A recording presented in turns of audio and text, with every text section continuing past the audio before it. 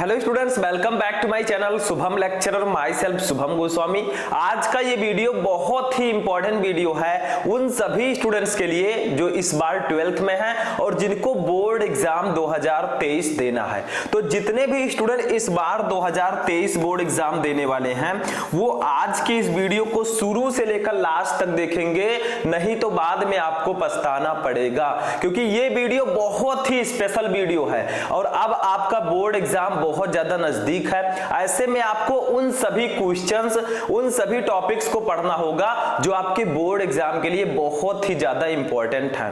तो आज के इस वीडियो में हम क्लास 12 केमिस्ट्री के, ठीक है, 12th केमिस्ट्री के 7 मोस्ट इंपॉर्टेंट टॉपिक को आंसर के साथ पढ़ेंगे, यानी कि 7 ऐसे महत्वपूर्ण टॉपिक जो आपके बोर्ड एग्जाम के लिए बहुत ही ज्यादा इंपॉर्टेंट है। ये हमेशा आपके बोर्ड एग्जाम में आते रहते हैं और इस बार भी आपके बोर्ड एग्जाम में आएंगे। तो आपको इस वीडियो को शुरू से लेकर लास्ट तक देखना है। कॉपी और पेन लेकर बैठ जाइए हमारे साथ, क्योंकि मैं आपको पढ़ा रहा हूं इस समय 12th केमिस्ट्री के चैप्टर वाइज टॉपिक को, जिसमें मैंने फर्स्ट चैप्टर, सेकंड चैप्टर को ऑलरेडी बता दिया है। आज के इस वीडियो में हम 12th केमिस्ट्री के चैप्टर 3, जिसका नाम है वैद्युत रसायन, इस चैप्टर से 7 मोस्ट इंपॉर्टेंट टॉपिक्स को पढ़ेंगे। तो ध्यान से समझिएगा, क्योंकि अब की बार आपको केमिस्ट्री में 90% प्लस पार करना है, ठीक है। और आपको इसके लिए करना होगा हार्ड वर्क, क्योंकि जो हार्ड वर्क करने वाले होते हैं उनके लिए इम्पॉसिबल शब्द नहीं होता है, यानी कि उनके लिए सब कुछ पॉसिबल होता है, चाहे वो 90% का टारगेट रखें, चाहे वो 95% का टारगेट रखें, ठीक है। लेकिन बिना हार्ड वर्क के कुछ भी नहीं होगा। Hard work is the key for success, यानी कि हार्ड वर्क, कठिन परिश्रम ही सफलता की कुंजी है, चाहे वो बोर्ड एग्जाम हो चाहे कुछ भी हो, ठीक है। तो चलिए आज का ये इंटरेस्टिंग वीडियो स्टार्ट करते हैं। आप लोग इस वीडियो को लाइक कर दीजिएगा, चैनल पर नए चैनल को भी सब्सक्राइब कर लीजिएगा, ताकि सभी वीडियो आपको टाइम से मिलते रहें। तो चलिए स्टार्ट करते हैं। सबसे पहले देखते हैं हम कि वो कौन कौन से 7 टॉपिक्स हैं जो हम इस वीडियो में पढ़ेंगे। देखिए 7 टॉपिक आपके सामने है, ठीक है। हम एक एक करके सबको पढ़ेंगे और ये ऐसे टॉपिक हैं, ये 7 टॉपिक ऐसे टॉपिक हैं जो आपके बोर्ड एग्जाम में बार बार आते हैं, यानी कि हमेशा आते रहते हैं और इस बार भी कोई ना कोई टॉपिक इसमें से आएगा और ये आपके लघुत्तरीय प्रश्नों में भी आ सकते हैं, अति लघुत्तरीय प्रश्नों में भी आ सकते हैं और विस्तृत उत्तरीय प्रश्न में ये टॉपिक भी आ सकते हैं। 1-2 टॉपिक हैं, तो बहुत ही इंपॉर्टेंट वीडियो है। एक एक टॉपिक मैं आपको अभी बताऊंगा, तो कॉपी और पेन लेकर साथ में बैठ जाइए, क्योंकि आपको तैयारी अच्छे से करनी है। तो चलिए स्टार्ट करते हैं। सबसे पहले देखते हैं कौन सा टॉपिक होगा, विशिष्ट चालकता। सबसे पहले हम पढ़ेंगे विशिष्ट चालकता क्या होता है। ये हमारे फिजिक्स में भी है, केमिस्ट्री में भी है, ठीक है। दूसरा देखिए कोलराउस का नियम, इसको सही कर दीजिएगा, कोलराउस है, कोलराउस का नियम, ठीक है। तीसरा है फैराडे के विद्युत अपघटन का प्रथम नियम। चौथा टॉपिक हम पढ़ेंगे फैराडे के विद्युत अपघटन का द्वितीय नियम। 5वां टॉपिक हम पढ़ेंगे इलेक्ट्रोड विभव, व्हाट इज इलेक्ट्रोड पोटेंशियल। और 6 नंबर टॉपिक पढ़ेंगे विद्युत रासायनिक श्रेणी, what is electrochemical series. That's a most important topic for your board exam. And last topic हम पढ़ेंगे सेल का विद्युत वाहक बल। अब ये जितने भी टॉपिक हम पढ़ेंगे उठाकर आप लोग प्रीवियस ईयर पेपर देख लीजिए, ये टॉपिक आपके बोर्ड एग्जाम में हमेशा आते रहते हैं। तो चलिए एक एक को हम डिस्कस करते हैं। सबसे पहले हम देखेंगे फर्स्ट टॉपिक, जिसका नाम है विशिष्ट चालकता, ठीक है। अब विशिष्ट चालकता क्या होता है ये सभी को पता है, जो भी बच्चे हमसे पढ़ते हैं उनको विशिष्ट चालकता के बारे में बहुत अच्छे से पता होगा, ठीक है। देखिए विशिष्ट चालकता से क्या तात्पर्य है, ऐसे क्वेश्चन आएगा, विशिष्ट चालकता से क्या तात्पर्य है, इसका मात्रक क्या है, व्हाट इज स्पेसिफिक कंडक्टेंस। विशिष्ट चालकता को हम इंग्लिश में कहते हैं स्पेसिफिक कंडक्टेंस, ठीक है। तो देखिए विशिष्ट चालकता होता क्या है, बहुत ही सिंपल सा डेफिनेशन है। विशिष्ट प्रतिरोध के व्युत्क्रम को विशिष्ट चालकता कहते हैं। ये मैं आपको पहले चैप्टर वाइज क्वेश्चन में बता चुका हूं, लेकिन अब हम चैप्टर वाइज टॉपिक पढ़ रहे हैं तो इसको जानना जरूरी है। मैं छोटा सा बता देता हूं। देखिए क्या है, किसी चालक के विशिष्ट प्रतिरोध के व्युत्क्रम को उस चालक की विशिष्ट चालकता या केवल चालकता कहते हैं, यानी कि चाहे आप विशिष्ट चालकता बोलिए या केवल चालकता बोलिए, दैट्स अ सेम, ठीक है। अब देखिए इसे ग्रीक अक्षर कप्पा से प्रदर्शित करते हैं। देखिए ये जो आपका के की तरह बना है ऐसे, ये कप्पा है, ठीक है। तो इसे हम ग्रीक अक्षर कप्पा से प्रदर्शित करते हैं। तो आपको क्या सीखने को मिला, विशिष्ट विशिष्ट प्रतिरोध के व्युत्क्रम को विशिष्ट चालकता कहते हैं। बहुत ही सिंपल डेफिनेशन है, ठीक है। अब चलिए इसको देखते हैं, इसका फॉर्मूला देखते हैं। देखिए इसको हम डिनोट करते हैं कप्पा से, तो कप्पा इक्वल टू क्या हो जाएगा, कप्पा इक्वल टू होता है 1 अपान विशिष्ट प्रतिरोध, विशिष्ट प्रतिरोध को हम लिखते हैं रो से, तो कप्पा इक्वल टू हो जाएगा 1 अपान रो। ये देखिए, तो रो आपका हो गया विशिष्ट चालकता, सॉरी रो आपका हो गया विशिष्ट प्रतिरोध। तो विशिष्ट प्रतिरोध के व्युत्क्रम को हम कप्पा कहते हैं, यानी कि विशिष्ट चालकता कहते हैं। अब इसका मात्रक क्या होता है बताइए आप लोग, मैं पहले भी बता चुका हूं, ठीक है। मात्रक देखिए, मात्रक क्या होगा, मात्रक, तो इसके जो मात्रक है उसको मैं लिख देता हूं। सबसे पहले होगा ओम इनवर्स मीटर इनवर्स, आप लिख सकते हैं ओम इनवर्स मीटर इनवर्स, या इसी को आप लिख सकते हैं देखिए, या ओम इनवर्स सेंटीमीटर इनवर्स भी लिख सकते हैं, ओम इनवर्स सेंटीमीटर इनवर्स, क्योंकि मीटर देखिए, मीटर का छोटा वाला जो यूनिट होगा वो सेंटीमीटर होगा, ठीक है। ऐसे आप लिख सकते हैं, तीसरा भी लिख सकते हैं, या साइमन सेंटीमीटर इनवर्स, ऐसे आप लिख सकते हैं देखिए, साइमन, ठीक है, साइमन सेंटीमीटर इनवर्स, ठीक है। तो इसको 2-3 मात्रक इसके होते हैं, ये आप लोग याद रखिएगा। अब बहुत सारे हमारे ब्रिलियंट स्टूडेंट हैं, वो कहेंगे सर कैसे आया, तो मैं तो पहले भी बता चुका हूं, लेकिन थोड़ा सा बता देता हूं। देखिए जो विशिष्ट प्रतिरोध होता है, जो हमारा रो होता है, इसका जो फार्मूला होता है rho equal to R A upon L, R A upon L. अब देखिए आर क्या है, आर है ओम, आर का मात्रक क्या होगा प्रतिरोध का ओम, ठीक है, और ए क्या है क्षेत्रफल, क्षेत्रफल का मात्रक मीटर स्क्वायर हो जाएगा, मीटर स्क्वायर, अपान एल क्या है, एल लंबाई, इसका मात्रक हो जाएगा मीटर, ठीक है। तो मीटर स्क्वायर से क्या हुआ, मीटर कैंसिल हो गया, अब बचा क्या यहां पर ओम मीटर, ओम मीटर, ठीक है। ये आपका विशिष्ट प्रतिरोध का फॉर्मूला होता है। अब देखिए विशिष्ट प्रतिरोध का मात्रक ओम मीटर होता है, तो चूंकि विशिष्ट प्रतिरोध का व्युत्क्रम होता है विशिष्ट चालकता, तो इधर नीचे अगर हम ओम मीटर रखेंगे तो इसको ऊपर ले जाएंगे, तो ओम इनवर्स मीटर इनवर्स हो जाएगा। दैट्स वेरी सिंपल, कुछ नहीं है, ठीक है। तो समझ में आ गया विशिष्ट चालकता के बारे में, विशिष्ट प्रतिरोध के व्युत्क्रम को विशिष्ट चालकता कहते हैं। दैट्स वेरी सिंपल, तो इसको नोट कर लीजिए, जल्दी से नोट कीजिए, हम इसको मिटा रहे हैं, ठीक है। फर्स्ट वाला हो गया हमारा, तो चलिए इसको हटा देते हैं। अब दूसरा देखते हैं, दूसरा टॉपिक क्या है, that's a most important topic. देखिए कोलराउस का नियम क्या है, व्हाट इज कोलराउस लॉ, ठीक है, दैट्स अ मोस्ट इंपॉर्टेंट। देखिए कोलराउस का नियम आपके बोर्ड एग्जाम में आता है, हमारे दूसरे चैप्टर में हेनरी का नियम और राउल्ट का नियम था, ऐसे तीसरे चैप्टर में कोलराउस का नियम है, और बहुत ही सिंपल है। बहुत सारे स्टूडेंट कहते हैं सर कोलराउस का नियम हमें याद नहीं होता, अरे कैसे नहीं याद होगा, मैं हूं, आपको आसानी से याद हो जाएगा। देखिए क्या है, इस नियम के अनुसार किसी विद्युत अपघट्ट की अनंत तनुता पर, ठीक है, अनंत तनुता पर चालकता इसके धनायन तथा ऋणायनों की मोलर चालकताओं के योग के बराबर होती है। यानी कि आपसे कहा जा रहा है कि किसी विद्युत अपघट्ट की अनंत तनुता पर जो चालकता होती है वो उसके धनायन तथा ऋणायन की मोलर चालकताओं के योग के बराबर होती है। अब देखिए यदि प्रत्येक चालकता पद को विद्युत अपघट्ट सूत्र में उपस्थित संगत आयनों की संख्या से गुणा किया जाए, यानी कि सिंपल आपको इतना ही समझना है जितना यहां पर दिया गया है कि किसी विद्युत अपघट्ट की अनंत तनुता पर चालकता इसके धनायनों तथा ऋणायनों की मोलर चालकताओं के योग के बराबर होती है। जैसे मान लीजिए HCl हमारा है, HCl ये विद्युत अपघट्ट है, तो इसको ये किस में टूटता है, H प्लस Cl माइनस में, यानी कि ये इसका धनायन है, ये इसका ऋणायन है, ठीक है, और ये आपका विद्युत अपघट्ट है। तो आपसे मोलर चालकता कहा जा रहा है, यानी कि HCl की जो मोलर चालकता होगी वो उसके धनायनों और ऋणायनों की मोलर चालकताओं के योग के बराबर होगी, बस इतना ही करना है। तो इसका फार्मूला हम कैसे लिख सकते हैं, देखिए अब चलिए इसका फार्मूला देखते हैं। देखिए लैम्डा एम, ठीक है, लैम्डा एम क्या है, मोलर चालकता।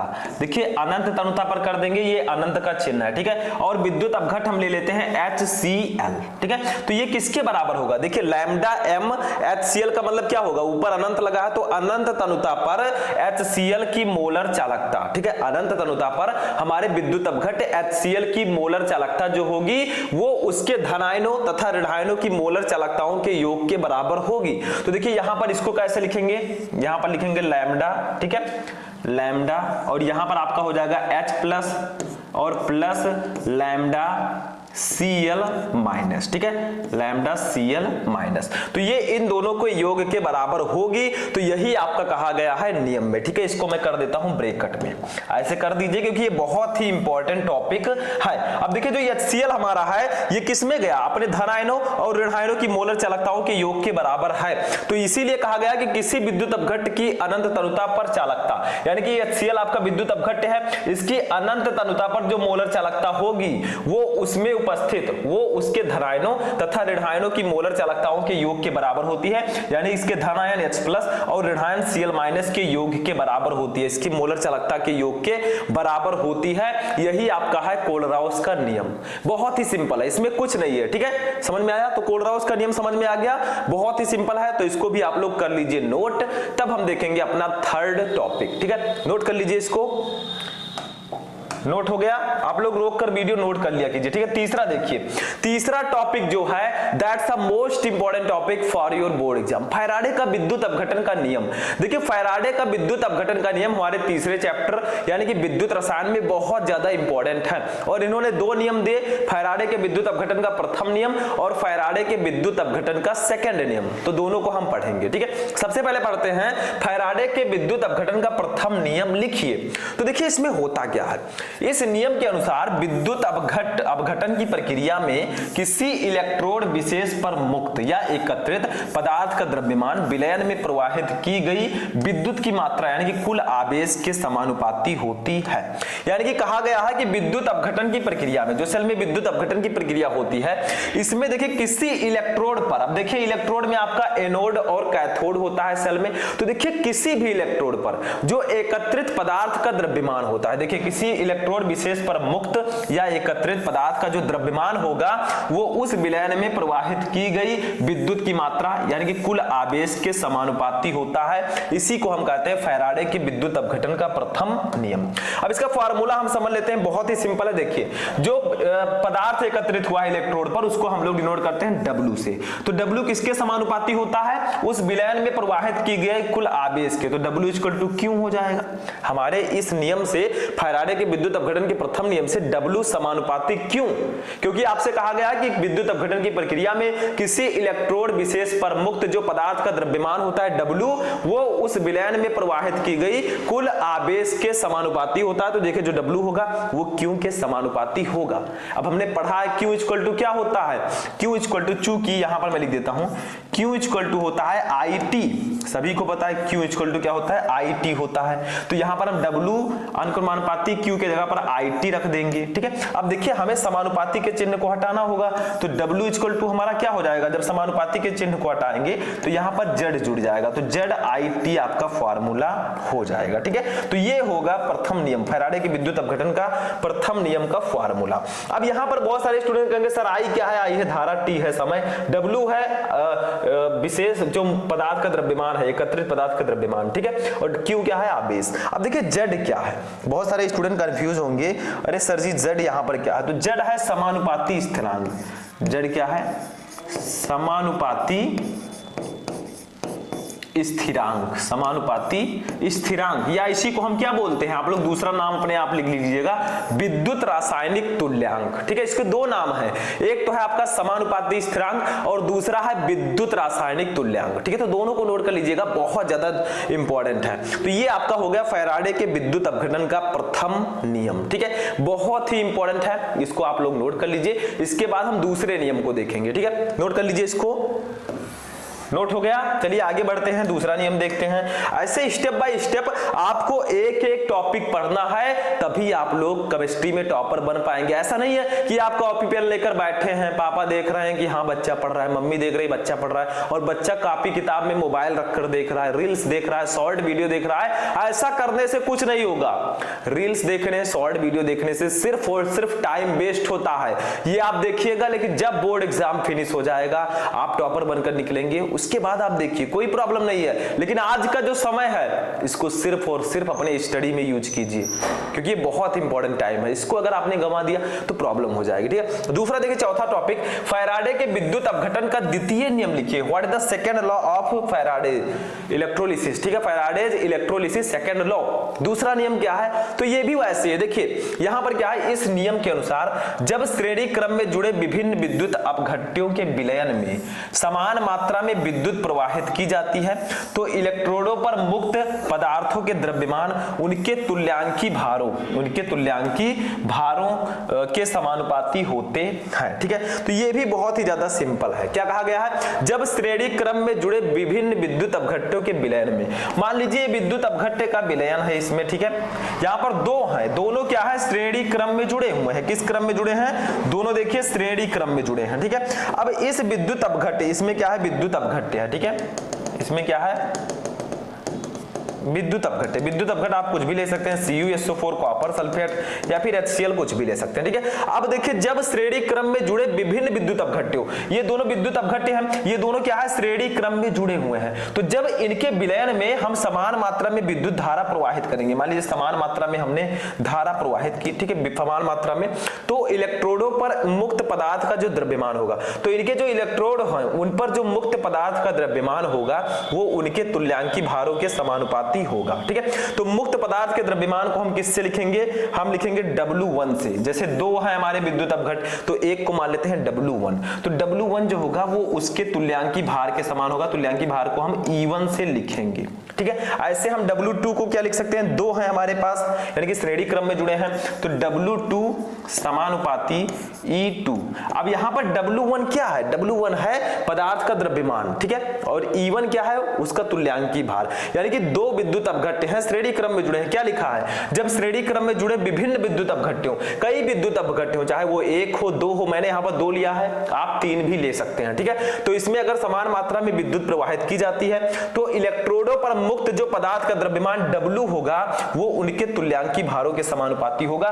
तो W जो है ये पहले विद्युत अपघट्य का तुल्यांकी, पहले विद्युत अपघट्य के इलेक्ट्रोड पर एकत्रित द्रव्यमान है, तो W समानुपाती E1, W2 समानुपाती E2 हो जाएगा। E1 क्या है, तुल्यांकी भार है, E2 है दूसरे का तुल्यांकी भार, ठीक है। अब इसको हम क्या लिख सकते हैं बताइए, इसको हम इस प्रकार से भी लिख सकते हैं, W1 upon W2 equal to क्या लिख सकते हैं हम, E1 अपान E2, ऐसे भी लिख सकते हैं, ठीक है, E1 अपान E2, ऐसे भी हम इसको लिख सकते हैं चाहे तो। यानी कि इसके कहने का मतलब है कि जो तुल्यांकी भार, जो पदार्थ एकत्रित पदार्थ का द्रव्यमान होगा वो तुल्यांकी भार के समानुपाती होगा, ठीक है। अब आगे थोड़ा सा देखते हैं इसमें। अब हमें क्या पता है, आप ही लोग बताइए। हम जानते हैं, अभी हमने पहले नियम में देखा कि W इक्वल टू होता है ZIT। W इक्वल टू क्या होता है, चूंकि W इक्वल टू ZIT होता है, तो यहां पर W के जगह पर हम ZIT रख देते हैं, सिंपल सा, ठीक है। तो W1 के जगह पर क्या लिखेंगे, Z1I2, Z1IT हो जाएगा। W2 के जगह पर क्या रखेंगे, Z2IT, Z2IT इक्वल टू हमारा क्या हो जाएगा, देखिए थोड़ा सा समझिएगा यहां पर, ठीक है। इक्वल टू हमारा हो जाएगा E1 upon E2, E1 upon E2। अब IT से IT कैंसिल हो जाएगा, दोनों सेम है, तो यहां पर हो जाएगा हमारा Z1 upon Z2 equal to Z1 upon Z2 equal to E1 upon E2, क्या हो जाएगा, E1 अपान E2, ठीक है। दैट्स वेरी सिंपल, बस ये हमारा हो जाएगा। यानी कि इसको मैंने क्यों लिखा, इसको लिखने का मतलब क्या है, इसको लिखने का मतलब ये है मेरा कि जो जड़ होता है वो भी हमारे तुल्यांकी भार के समानुपाती होता है, ये याद रखिएगा। जैसे एकत्रित पदार्थ का द्रव्यमान जो है वो तुल्यांकी भार के समानुपाती होगा, वैसे हमारा जो जड़ है, जड़ क्या है, विद्युत रासायनिक तुल्यांक, अभी मैंने आपको बताया था। तो जो जड़ है विद्युत रासायनिक तुल्यांक है वो भी हमारे तुल्यांकी भार के समानुपाती होता है, तो जड़ अनुक्रमानुपाती E, ठीक है। तो ये आपका हो जाएगा फैराडे के विद्युत अपघटन का द्वितीय नियम। इसमें कहा गया कि जब श्रेणी क्रम में जुड़े विभिन्न विद्युत अपघट्यों के विलयनों में समान मात्रा में विद्युत प्रवाहित की जाती है तो इलेक्ट्रोड पर मुक्त जो पदार्थ का द्रव्यमान W है वो उनके तुल्यांकी भार E के समानुपाती होता है। हो गया, कुछ नहीं है, इसको नोट कर लीजिए, तब हम देखेंगे अपना नेक्स्ट टॉपिक। ठीक है, इसको नोट कर लीजिए इसको। अब चलिए नेक्स्ट टॉपिक देखते हैं। देखिए नेक्स्ट टॉपिक जो हमारा है ये बहुत ही इंपॉर्टेंट टॉपिक है हमारे बोर्ड एग्जाम के लिए।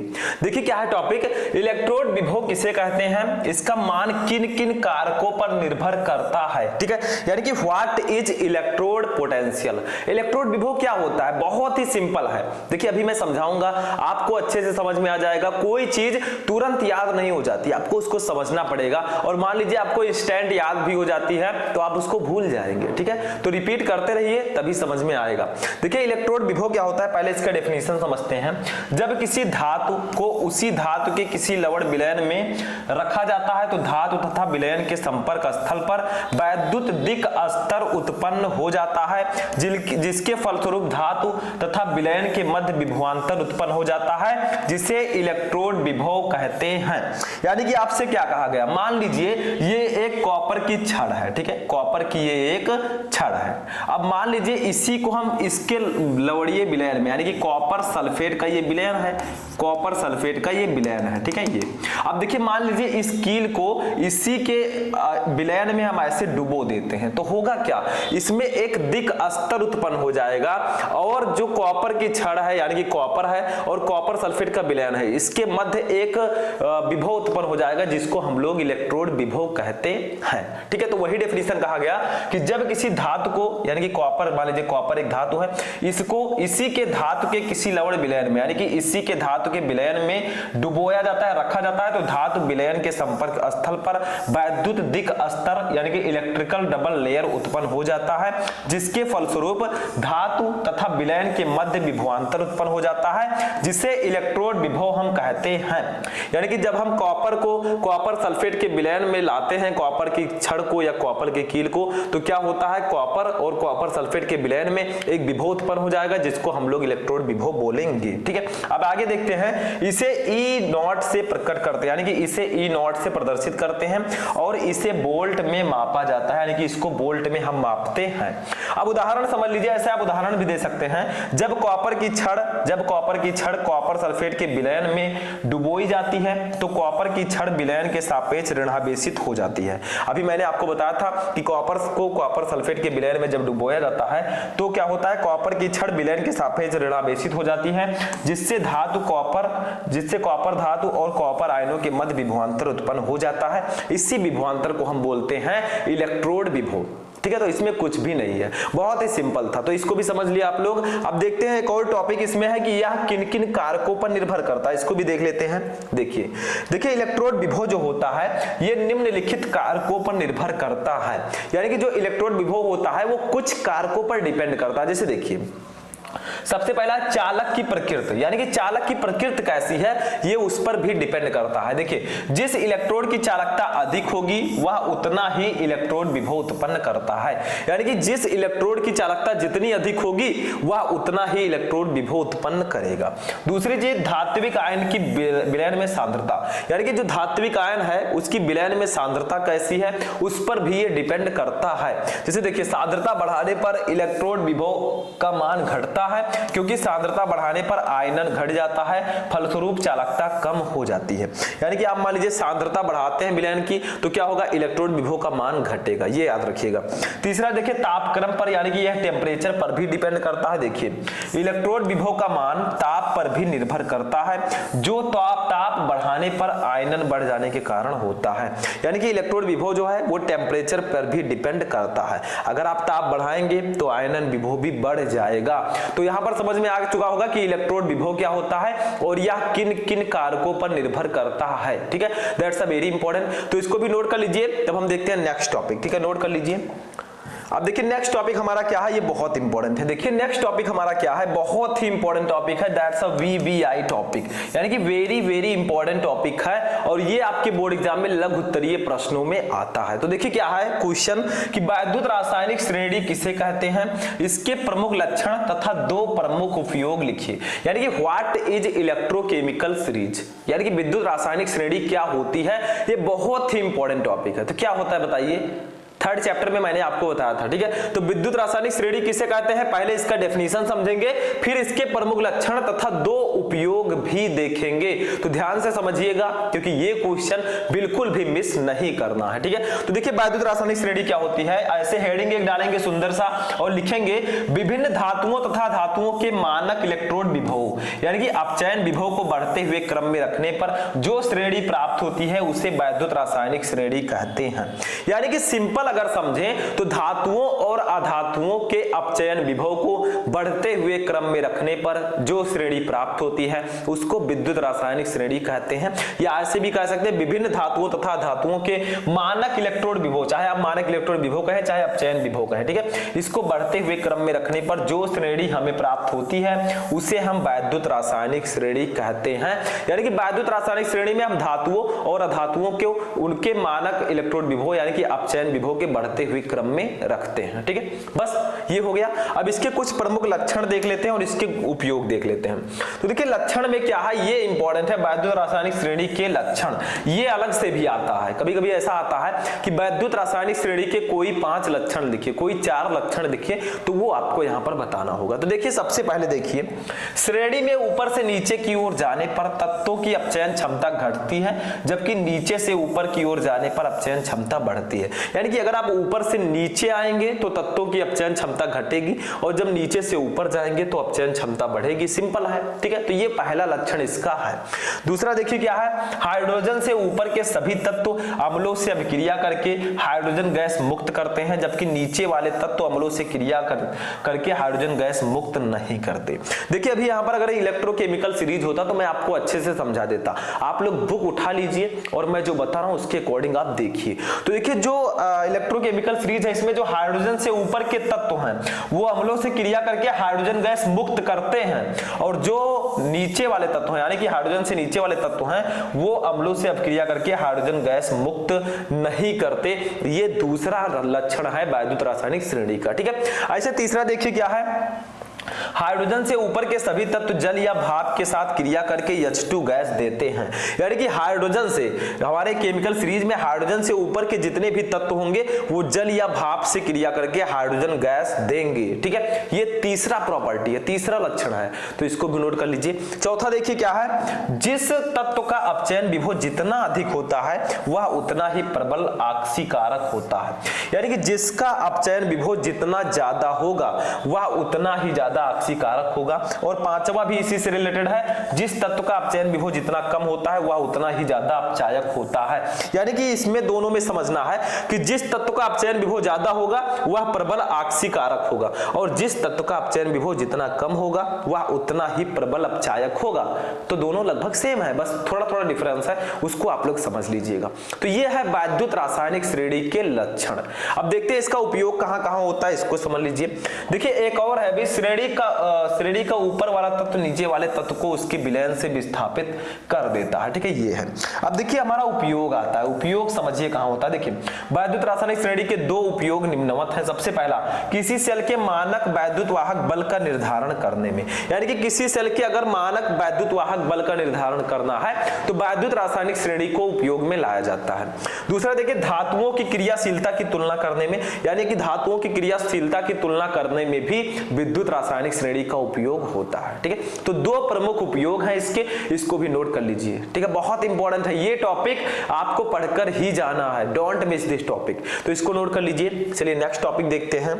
हमारा लास्ट टॉपिक जो है 7 नंबर टॉपिक। देखिए क्या है, किसी सेल के विद्युत वाहक बल से आप क्या समझते हैं। अब हम पढ़ें, अगर हम तीसरा चैप्टर पढ़ें और विद्युत वाहक बल को ना पढ़ें तो प्रॉब्लम हो जाएगी, क्योंकि विद्युत वाहक बल इस चैप्टर का बहुत ज्यादा इंपॉर्टेंट टॉपिक है। तो देखिए होता क्या है, इसको डेफिनेशन समझ लीजिए। किसी सेल के इलेक्ट्रोडों के इलेक्ट्रोड विभव में वह अंतर जब सेल से परिपथ में कोई विद्युत धारा नहीं बहती, सेल का विद्युत वाहक बल कहलाता है। यानी कि आपसे कहा गया कि किसी सेल के इलेक्ट्रोडों के इलेक्ट्रोड विभव में वह अंतर, कोई सेल है उसके इलेक्ट्रोड में इलेक्ट्रोड विभव का वह अंतर जब सेल से परिपथ में कोई विद्युत धारा नहीं बहती, ये सेल का विद्युत वाहक बल कहलाता है। तो इसका कोई ट्रिक नहीं है कि मैं आपको बता दूंगा आपको तुरंत याद हो जाएगा, थोड़ा सा आपको समझना होगा, याद करना होगा, ठीक है। तो मैं कहता हूं सुबह उठकर आप लोग इसको अच्छे से पढ़ा कीजिए। जो मैंने इसमें 7 टॉपिक बताया, इसको अगर आप सुबह उठकर एक बार रिपीट कर लेंगे फिर ये आप कभी नहीं भूल पाएंगे, ठीक है। तो ये थे 12th केमिस्ट्री के 7 7 मोस्ट इंपॉर्टेंट टॉपिक्स। ठीक है, हमने कौन कौन से टॉपिक पढ़े देखिए, विद्युत वाहक बल हमने पढ़ा, विद्युत रासायनिक श्रेणी पढ़ा, उसके बाद में इलेक्ट्रोड विभव पढ़ा, फैराडे के विद्युत अपघटन के दोनों नियम पढ़े, कोलराउस का नियम, विशिष्ट चालकता। तो हमने यहाँ पर पढ़े 12th फिजिक्स के 7 मोस्ट इंपॉर्टेंट टॉपिक। अब ये सातों टॉपिक बहुत ज्यादा इंपॉर्टेंट है, तो जब भी बोर्ड एग्जाम देने जाइएगा ये सातों टॉपिक आपके इस चैप्टर के बिल्कुल क्लियर होने चाहिए, नहीं तो बाद में प्रॉब्लम हो जाएगी। ठीक है, तो ये सातों टॉपिक आप लोग तैयार कर लीजिएगा। तो इस प्रकार से हमने 12th केमिस्ट्री के 7 मोस्ट इंपॉर्टेंट टॉपिक्स को पढ़ा। आई होप कि आपको ये सातों टॉपिक अच्छे से समझ में आ चुके होंगे। अब आप लोग एक काम कीजिए, इस वीडियो को कर दीजिए लाइक, चैनल पर नए चैनल को सब्सक्राइब कर लीजिए और कमेंट बॉक्स में मुझे बताइए कि जो हमने आपको 7 टॉपिक बताए इनमें से कितने टॉपिक आपको ऑलरेडी पता थे, यानी कि कितने टॉपिक आपको पहले से ही पता थे। इससे मुझे ये लगेगा कि हाँ आपकी तैयारी अच्छे से हो रही है। तो चलिए हम मिलते हैं किसी नेक्स्ट वीडियो में नेक्स्ट टॉपिक के साथ, तब तक के लिए जय हिंद।